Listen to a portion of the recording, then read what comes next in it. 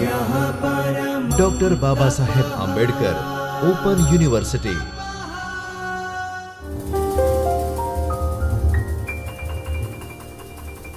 નમસ્કાર વિદ્યાર્થી મિત્રો, ડૉક્ટર બાબા સાહેબ આંબેડકર ઓપન યુનિવર્સિટીના ચેતનની સ્ટુડિયોમાંથી હું ડૉક્ટર અરુણા મકવાણા આપ સૌનું હાર્દિક સ્વાગત કરું છું. તમારા એમએના અભ્યાસક્રમમાં MGT 104ના બ્લોક નંબર 2 અને એકમ નંબર 1 અંતર્ગત સાહિત્ય અને લોકપ્રિયતા એ વિષય ભણવાનો આવે છે. આજે સાહિત્ય અને લોકપ્રિયતા વિષયનો બીજો લેક્ચર છે. તો પૂર્વ જ્ઞાનને થોડું વાગોળીએ. ગયા લેક્ચરમાં આપણે જોઈ ગયા કે લોકપ્રિય સાહિત્ય એટલે શું, તેની લાક્ષણિકતા શું છે, લોકપ્રિય સાહિત્યના અલગ અલગ અર્થો પણ આપણે જોયા અને લોકપ્રિયતાની સમજ મેળવી. આજે આપણે લોકપ્રિય સાહિત્યની ચર્ચાને આગળ વધારીએ અને જોઈએ કે લોકપ્રિય સાહિત્યમાં કેવા વિષયો હોય.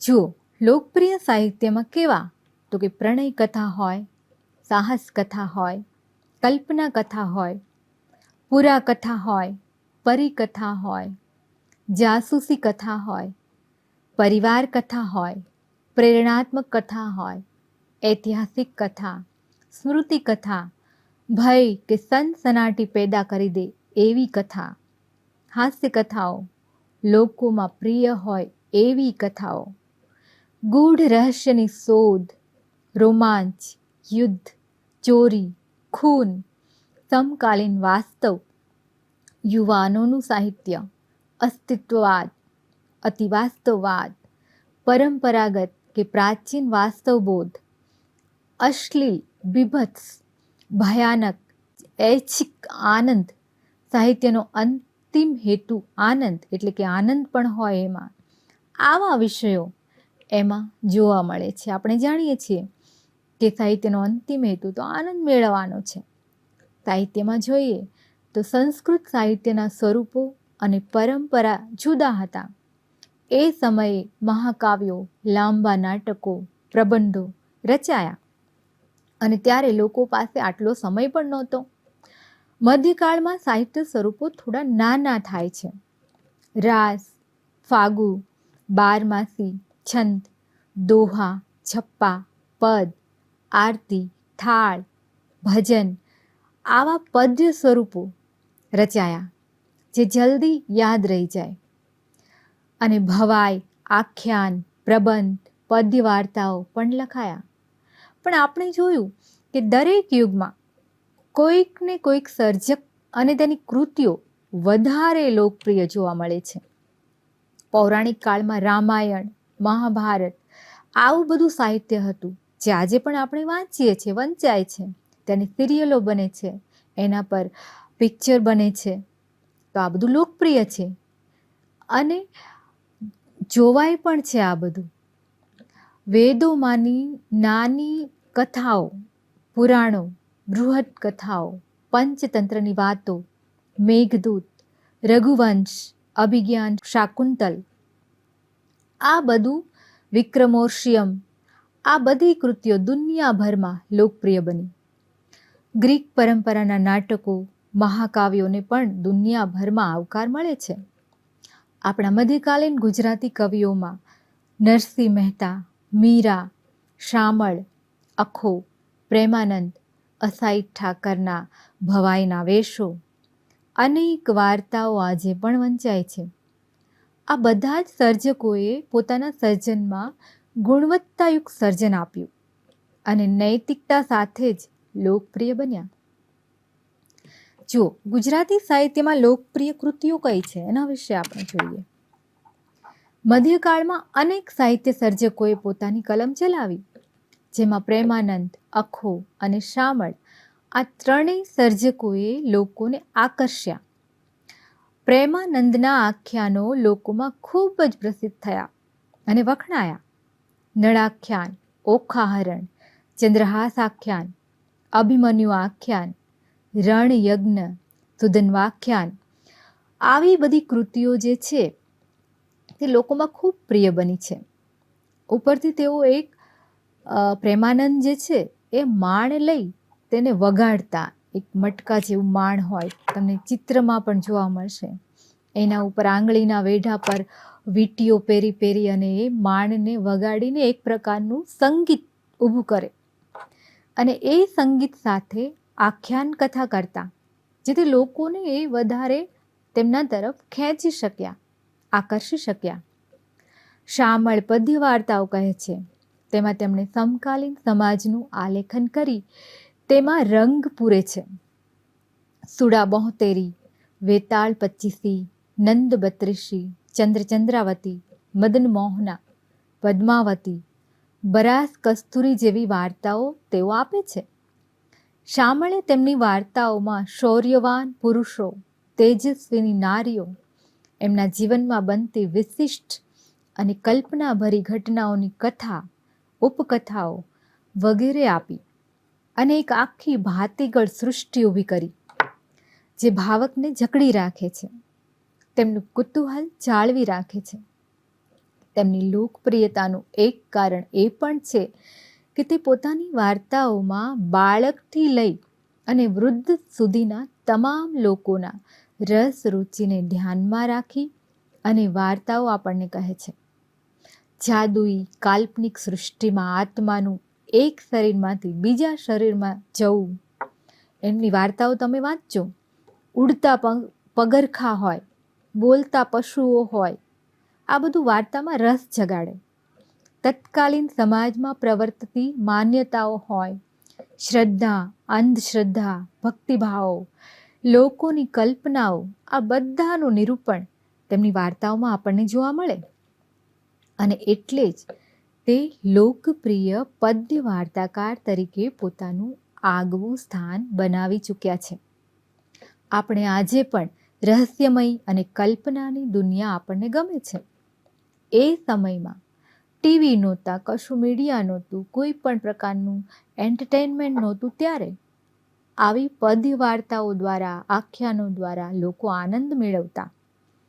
એ સમયમાં શામળની વાર્તાઓમાં પશુ, પંખી, ભૂત, પ્રેત, આ બધું મનુષ્યની ભાષા બોલતા એ લોકો. ભૂત, પ્રેત, પશુ, પંખી બધા મનુષ્યની ભાષા બોલતા જોવા મળે છે. અને આવી બધી વાતો જ તેમને લોકપ્રિય બનાવે છે. પછી જોઈએ અખા ભગત. અખા ભગત પણ એ સમયના લોકપ્રિય સાહિત્યકાર છે. અખાના છપ્પા બહુ વખણાય. સામાન્ય પ્રજામાં વ્યાપેલી બદીઓ, અંધશ્રદ્ધા, વહેમ વગેરે પર તેણે પ્રહાર કર્યા છે. જો તિલક કરતા 53 વહ્યા, જપમાળાના નાકા ગયા, કથા સુણી સુણી ફૂટ્યા કાન, અખા તોય ન આવ્યું બ્રહ્મજ્ઞાન.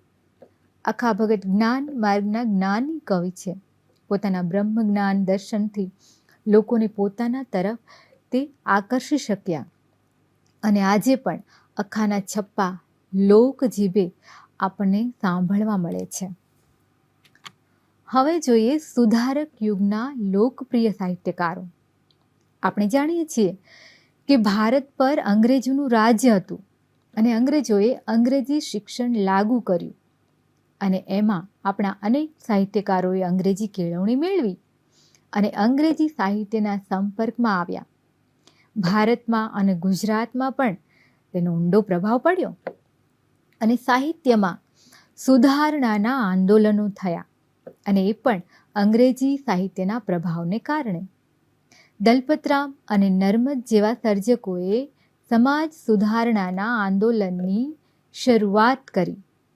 તે સમયના સમાજની અવદશાનું સાહિત્યમાં આલેખન થયું. દલપતરામ એ સમયના અને આજે પણ લોકપ્રિય સર્જક રહ્યા છે. તેઓ આપણા એક એવા સર્જક છે કે જેમણે ગરબી, થાળ, પદ, ભજન જેવા મધ્યકાલીન સાહિત્ય સ્વરૂપો પણ લખ્યા અને કવિતા, નિબંધ, ચરિત્રલેખન વગેરે પશ્ચિમી સાહિત્ય સ્વરૂપો પણ લખ્યા છે.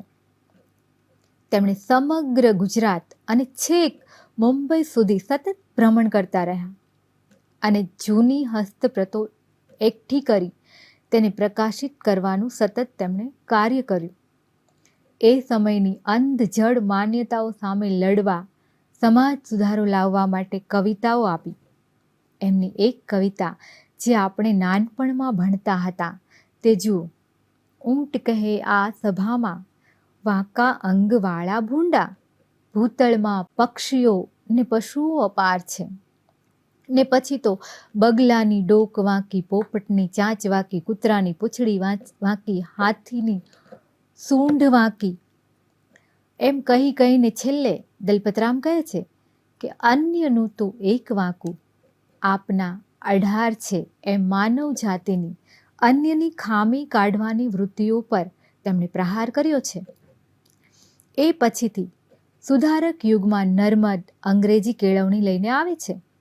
દલપતરામ જ્યારે યુવાન હતા ત્યારે નર્મદનો જન્મ થાય છે.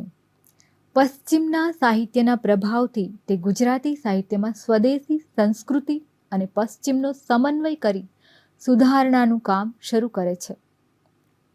સમાજને સુધારવા માટે દાંડિયો નામનું સામયિક શરૂ કરે છે. તે સમયના કુરિવાજો પર પ્રહાર કરી અને આ સર્જક સાહિત્યમાં ગદ્યનું અવતરણ કરી સુધારણા માટે ઝુંબેશ ચલાવે છે. અને સૌથી પહેલો નિબંધ લખે છે મંડળી મળવાથી થતા લાભ. સૌ પહેલાં ગદ્યમાં લખવાની તે શરૂઆત કરે છે અને ગદ્યના પિતા તરીકે ઓળખાય છે. તેમણે નવા યુગની શરૂઆત કરી અને નવયુગના પ્રહરી તરીકે ઓળખાય છે. કનૈયાલાલ માણેકલાલ મુનશી તેમને અર્વાચીનોમાં આદ્ય તરીકે ઓળખાવે છે.